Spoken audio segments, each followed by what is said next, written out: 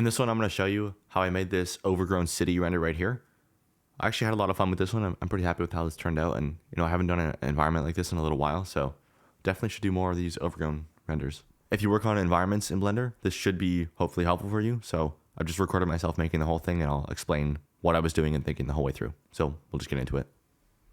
Okay, so I was using this mood board off to the side throughout the whole render pretty much. You can see the heavy like Soviet era inspiration going on here. There's also some like Destiny 1 or Destiny concept art thrown in here too, just to kind of get the vibe going. So I was looking at that the whole time making this. Again, I'm on a widescreen monitor, so that's off to the side. You can't see it, but that's what I was looking at. And then I'm just starting out with some modeling. I really like those like curved, brutalist kind of shapes in one of those reference images. It's some building in Russia, I think. So I'm kind of going for that shape a little bit, just in more of a straight line rather than like that circular building, but just kind of taking some inspiration from those shapes there. You can see too, like the modeling here is really rough. It's like not great technique, not perfect. A lot of n-gons going on. The thing is, it doesn't really matter at this early stage. It's just important to just get something going on and not worry about if it looks great or if it's perfect or like technically it's like well done or whatever. Like I think it's important to just start and do something rather than nothing and just get it going so that you have a thing going on, and then if you need to change it and make it look better later, you can do that. But if you just start working on something and not worry about it, like that's a lot better than trying to make it perfect and then ending up with nothing. So yeah, anyways, I'm throwing on a concrete texture here. This one's just a free texture from Polyhaven. So what I was doing was I started out with just a base layer concrete, which is like pretty minimalist and boring on its own. Like it works for what it is, but just it's just a regular, pretty minimal concrete texture. And then I'm throwing in this weird, like, I don't even know if this is a rust or concrete with like water leak stains going on. That image is from Unsplash, which is not really a texture website, but I'm just using one from there because it was close enough. And then I'm layering that in to the base color. And then I'm actually layering in another base color image from a different Polyhaven texture. This one's tiles. So there's actually 3 different kind of base color maps getting mixed in here. And that's creating a really grungy, like detailed, layered look to the concrete, which is really nice. And then once you have a texture like that, which just works on a model like this, there's a lot going on in this texture, and it means I can actually use that texture on a lot of different stuff in the scene and reuse it a lot, and it's gonna look interesting and like it fits in still, just because it's like weathered and worn and like there's a lot of detail in it. So it's kind of nice to be able to just work on a texture at the start and then use it on like a lot of things going forward. And then for these wireframe things, there's an interesting technique with that, which is really easy. You just get like an array of cubes, and then there's a modifier stack, which is just the triangulate modifier, followed by a wireframe modifier. That creates this like triangulated thing here. That thing is really nice for like brutalist renders like this, where it's just you want a quick and dirty like wireframe thing without looking just like a bunch of boxes. So that's really nice to have there. And then I'm reusing that a bunch there. The texture on that one too, by the way, just a rust texture from Polyhaven, no modifications. I think all I did was just take out the displacement map because I don't want any displacement on that. So just a regular rust texture on that. And then I'm bringing in some trees here. These are from Sweeper 3D's Addon, his add-on Arborea. So he actually just did an update recently, added I think 150 new assets. So if you have it already, you could just update the add-on and download the new pack, and you'll get all that. But yeah, that add-on has been super helpful for this one. You're going to see that a lot in this render just because it's an overgrown thing. Lots of Arborea plants and trees and stuff brought in this one, which I'll get to in a bit. But yeah, these models here I'm bringing in, these like scaffolding and stairs and stuff, those are just like free. Those are part of like the free packs I've given away. So I can link that in the description too if you want to download that stuff. But yeah, I have videos on making that too, like making industrial stairs and scaffolding and like really like, yeah, old, or not old, but just industrial models like that. You can find that on my channel. So yeah, here I'm doing some scattering, just again, using Arborea. It has a built-in scatter system, which is really nice. So I'm just kind of getting some grass on the ground here. Now I found it was a little mismatched with this concrete floor, just with grass growing directly out of it. So I took just like a moss texture from Polyhaven, put that in a group. You can just select the nodes, Control G, that'll group it. And then I'm just mixing that with the original concrete texture with, I think, one of the base color maps as actually the mix factor, or maybe all of them, like the end of that chain with all the different base color maps. That's the mix factor between those two textures. That's definitely something I would try again. That worked really well. And then, yeah, I'm taking these are like, again, free pipe models. These are all packs I've given away on my channel. You probably know or have these packs. But yeah, I'm making a few new pipes with just a cylinder and then the spin tool. So you can see I'm just doing that, adding some extrusions, quick unwrap with, I did a proper unwrap this time, pretty rare for me, but there it is. And then, yeah, just getting that in there just because it was a weird shape. I wanted to kind of like wrap around these weird shapes I already had going on. And then, yeah, I'm just getting more like scaffolding and stuff in here. At this point, I knew I liked this render, but I wasn't super sure with exactly how I wanted to fill in the details. So you can kind of see me like just mucking around here and just struggling with kind of what to do. But yeah, anyways, I'm getting some volume in here, which usually doesn't look too great in like sunny day renders. In this one, though, I found it worked really well, which is nice to see because sometimes too much volume in a sunny render just looks really weird and off. I was definitely keeping the density low here, though, so...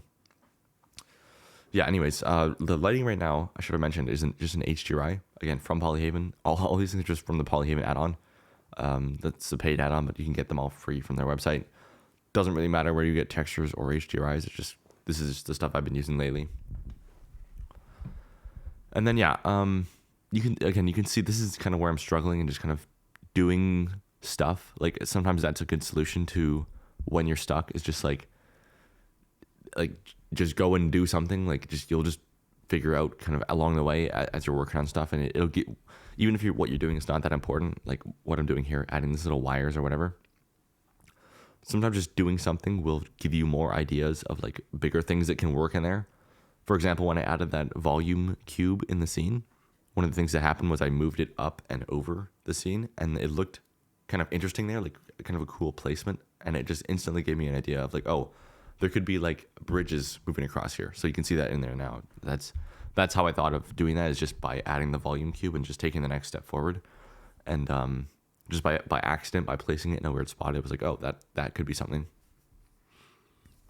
Okay, so I'm finding I'm trying out different camera angles here and like just playing around with different lighting and just here I'm adding a sky. So this is just an image I took on my camera, I think, a while ago, just of like a sunny day. And then, yeah, just putting that on an emissive plane. I actually switched that one out for, this is just an unsplash download dramatic sky image. This one I found worked a little better just because the clouds were more what I was looking for.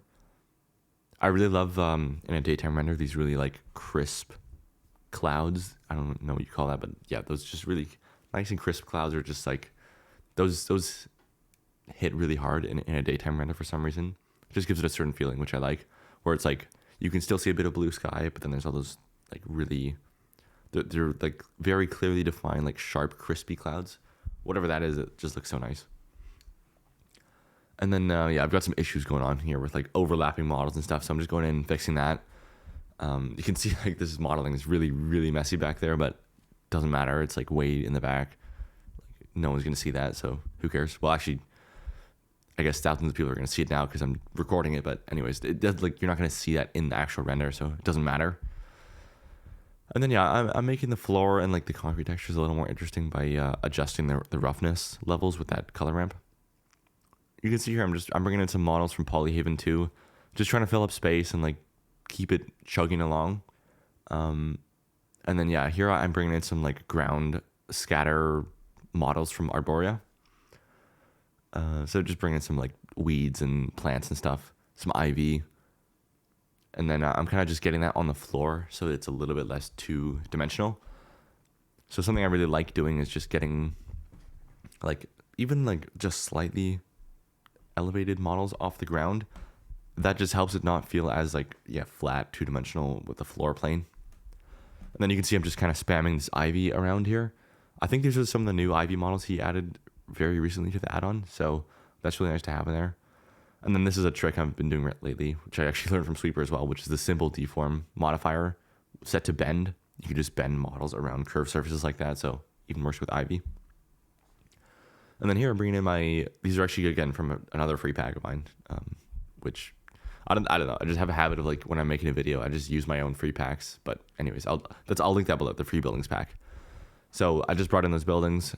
That actually totally changed the vibe to more of like, I wasn't sure if I was going for like a city or like old research center or whatever, or like transit station, or I don't really know, but just having those buildings in here. And then I'm using actually a checker deselect, no, a random deselect. It's actually called random select, but then you set the action to deselect before you like confirm that thing. Then you can do a random deselect and like delete just random windows. That'll make it look more abandoned and cool. And then I'm just adjusting the color of those to be more like blue, more worn, a little less metallic, and just a little more rough, so that they're like, you know, more grungy, more abandoned looking, just like the kind of stuff you would see in like a zombie apocalypse type material. And then yeah, more Ivy, just kind of spam that around with that, and that's helping it make it feel more overgrown too, obviously. And then I'm just doing the classic like weight paint. There is like a manual scatter add-on section too in the add-on. I like the weight paint though. It's just like, that's what I'm more familiar with, and just like kind of my go-to when I just want to get it in there. And then yeah, I'm just kind of getting more trees in here and just kind of figuring out what to do. At this point though, I was actually starting to be a lot happier with the overgrown vibe. There's kind of this weird transition point where you're making an overgrown render where it just feels like a regular render with some plants, and then you just keep adding more and more plants, and eventually it just starts to look overgrown. So there's no real point where that happens, but you just kind of keep adding plants, and then eventually it just becomes overgrown, I guess. And then yeah, this camera angle here I actually liked a lot more, where it's like we're getting that pipe in the foreground, and then it's kind of just working well with all the other lines in the composition here. And then yeah, I'm doing like more of that like wireframe scaffolding thing. Not scaffolding, I don't know, whatever you call that, exposed, whatever that is. And then yeah, I'm just kind of putting more trees around too, having them like half poking out of the building. That's kind of making it feel a little bit more overgrown in there too. More pipes, just kind of throwing whatever I can in there to fill up that kind of weird, awkward space in the middle there. And then I'm just trying out like different ideas for like the vanishing point up there. So what I found worked really well was just duplicating the entire setup there past itself again, just so it continues onwards. That was actually a really good call, I think, because it just made it feel like it's like no extra effort, but it makes it feel way more giant and like way more vast. So that was pretty cool there. And then yeah, I'm just adding more trees again, just trying to make it even more overgrown by just continuing to throw plants at this and just kind of see what happens. I think another key with making it feel overgrown too is like not putting trees and plants in a place that looks like you would plant them. And then yeah, I'm just kind of like choosing different building placements. I like that one a bit more sideways, so you could see more of those like missing windows. You can see like it's just slowly becoming more and more detailed. When it gets to like that point where you're kind of realizing like, okay, yeah, this render is going to be cool, I like it, you kind of just keep working on it, and eventually stuff just happens, and you just keep doing things, and it just keeps getting better and better. And like it's yeah, that's what happens a lot of the times. You just decide, okay, I'm gonna sit down and just work on it, and then you'll just do stuff and it'll just make it better. So I spent a while just trying out different lighting setups with just moving the sun around. I just couldn't. I struggle with sun lamps sometimes. It was just really hard to find like a really good spot to point the sun. It just wasn't like, it would look good in some areas, and then some other areas are just like, don't like that there. And then yeah, because you're dealing with like one light covering the entire scene, it's a little hard to get that really in the perfect spot sometimes. So one thing I did here was add this cloud cover thing. So it's just a plane with a noise texture running into the alpha. So we're like basically blocking out some patches of light, and then I'm just turning that off from camera view. So you cannot see it even though it's in the camera view. So it'll cast shadows, but you can't see it directly. And then that was helping because you're getting more like patchy lighting. It makes it a little more dramatic because there's like a lot more just dark spots coming in now. So that was one good thing that helped. Oh, I did get some wires in here. So I have videos on my channel of like making wires too. There's one called 3 Essential Environment Models. If you want to learn how to make like the wires, the stairs, all that stuff, that's a good video to watch on my channel. But yeah, that was a nice little touch here. Just those wires, I don't know, just works really well in like city renders or like abandoned renders even too. Like, it's just cool to have those for some reason. Yeah, I think with the lighting here, I could have. Oh, here. So you can see me adding the spotlight, and then just kind of placing that in a similar place where the sun's already shining, except it's just kind of amplifying the light that's already there. And then I found that actually making the sun a little bit darker than what it was, and then having more brightness on that spotlight, that was meaning that, okay, the rest of the scene is going to be a little darker, and then we get this really bright spot that still looks kind of like sun. You want it to feel like kind of the same light source, but having that there, that worked really well, where it's like, okay, now it feels more like something important is happening in this spot. It's more like, yeah, like you can see like just bright and interesting in that one area, but it's not like clashing with the sun at all. It's just kind of enhancing what's already there. So yeah, that took a while with the lighting to get that right, but I'm actually pretty happy with it in the end, where it's like, that's a good mixture where it's like sun lamp and then like a spotlight in the one area, as long as it's not clashing with in the one area that is like going to be important. And then yeah, here's the Photoshop process. So I use the mist pass to get a mask so I can like brush in smoke in certain areas. I saved the glare node as a separate image and just brush that in like certain areas and just, but you could just use the glare node normally. It's fine to do that too. And then I re-rendered with a better mist pass, just because I didn't have the settings quite right. So re-render, take the mist pass again, and then I actually saved a separate copy of that with no volume. So I did that render with no volume just because I was running mist pass only. But it's actually kind of a cool thing because it meant I could actually brush in no volume sections into like certain parts of the image. I'd never really tried that before, but it worked kind of interestingly here, where it's like we can get an extra smoky kind of look, an extra crisp look in some areas where it's like we're actually kind of enhancing the contrast between like volume areas and no volume areas. Kind of an interesting method. And then yeah, here's the camera raw filter. So we're adding like, this is where I'm adding like contrast, saturation, clarity, sharpening, doing a bit of like dehaze in certain areas, enhancing like the lens flare, not really a lens flare, but just like the bright spot where the sun's coming from, just making that even brighter to kind of show like a bit of a flare kind of thing. Messing with the colors a little bit, just getting them a little more like, I don't know, doing a bit of split toning. So some blue, like cool tones in the shadows. And then just like refining certain areas. So it was a little overexposed at the top there, so I'm just localizing the area and just bringing the exposure down a little bit so it's not so blown out. And then, yeah, that made a huge difference. The camera raw filter always just makes it so much better. And you can see here's the final result. Okay, that's it for this one. If you want the most help from me that you can get for environments, you might want to check out the Cyber Environments course, which I'll link below. That'll teach you step by step how to make 10 different environments.